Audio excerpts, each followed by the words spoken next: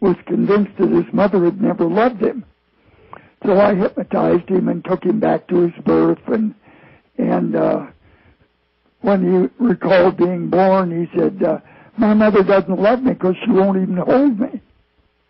And I said, oh, all mothers love their babies. You just don't understand. She must be upset by some other reason. And he said, Doctor, I understand what you're trying to do. But he said, she didn't love me. Uh-huh. So I said, okay, I agree. But you have found the cause of some of the illnesses in your patients went back to past lives. Oh, yeah, that's very common.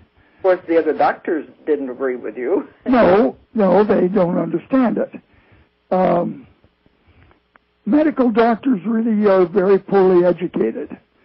A psychiatrist by the name of William Philpott wrote an essay on this. He said doctors are really poorly educated, slow learners because they're brainwashed in medical school into believing certain things, and they don't have any experience other than relating to other medical students and doctors.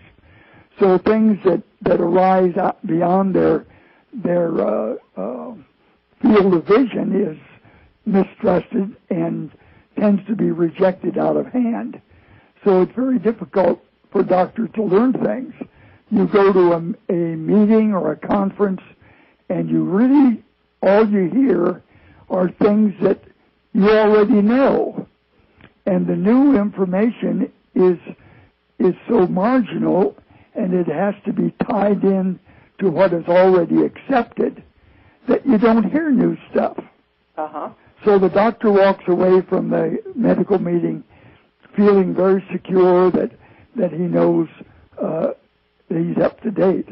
I heard Linus Pauling, who's a Nobel laureate, talk about the fact that he'd had a number of articles that he was unable to get published in medical journals. The reason was that they were controversial.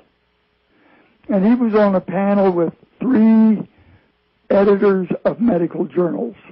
And they said, well, we wouldn't have printed your stuff either, Dr. Pauling, because he said it just isn't accepted.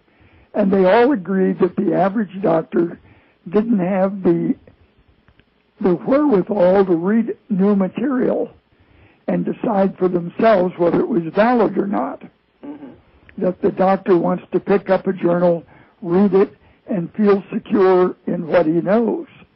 So it's very difficult to get new information into medical literature.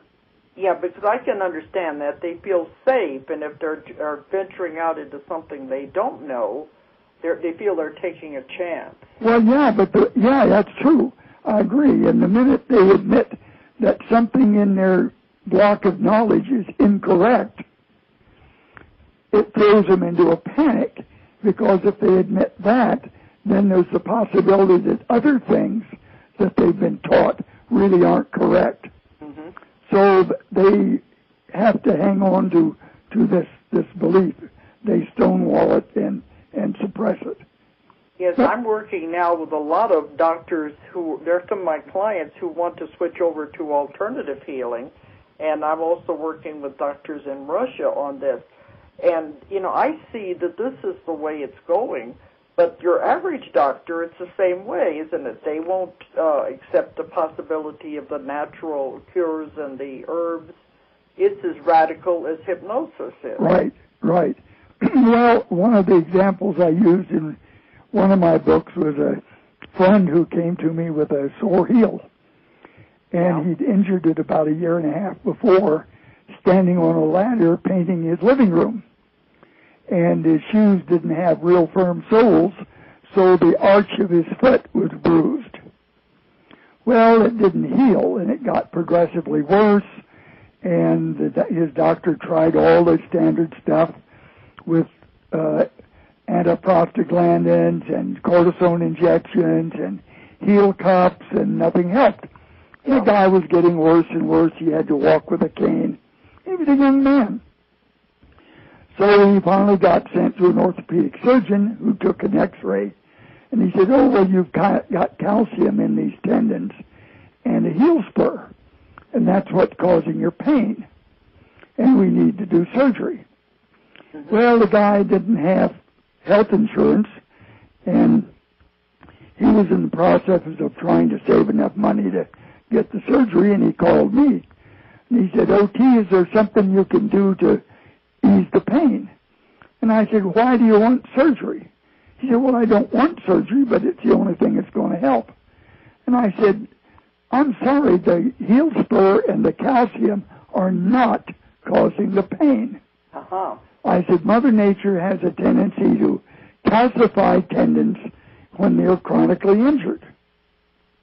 So I convinced him to come to my house, and he hobbled in a couple of weeks later, and I looked at him and I said, he had some bruises on his arms and legs, and I said, how much do your gums bleed when you brush your teeth?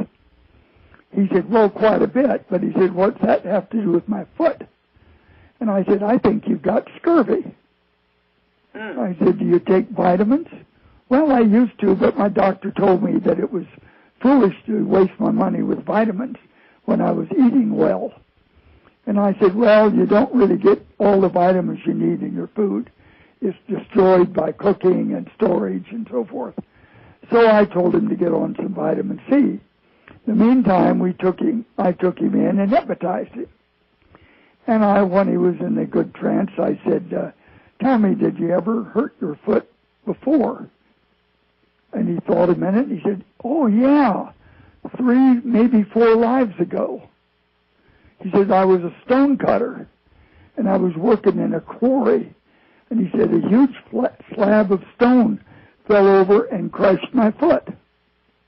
And he said it took him an hour or two to get this huge slab pried loose. And he said, I hobbled around the rest of my life like a crippled old man. He grinned. He said, just like I am now. So I explained to him that this was a different foot. It hadn't been crushed, that it had had plenty of time to heal from this minimal injury of standing on the ladder. And I told him to talk to the cells in his foot and be sure to use the pronouns we and us and our. And he said, why? I said, well, we say a lot of things that we don't really want our body to do. I said, for instance, you say once in a while, oh, God, I wish I were dead. And you really don't want your heart to stop. Yeah, the body believes everything you say. We and us and our, the cells don't think they're being included in the conversation. So I said, call me in a couple of weeks. Well, he called me in about a month. And I said, well, how are you doing? He said, well, my gums have stopped bleeding. And I said, how's your foot? He said, well, it's no better. I said, have you been talking to it, saying we and us? Well, he sort of hummed and hawed. Well, about a week later, he called me, and he said, you know, I didn't talk to my foot at all, much less like you told me to do. And he said, I got to thinking about it after our last conversation. And he said, I thought you've never told me something that wasn't so.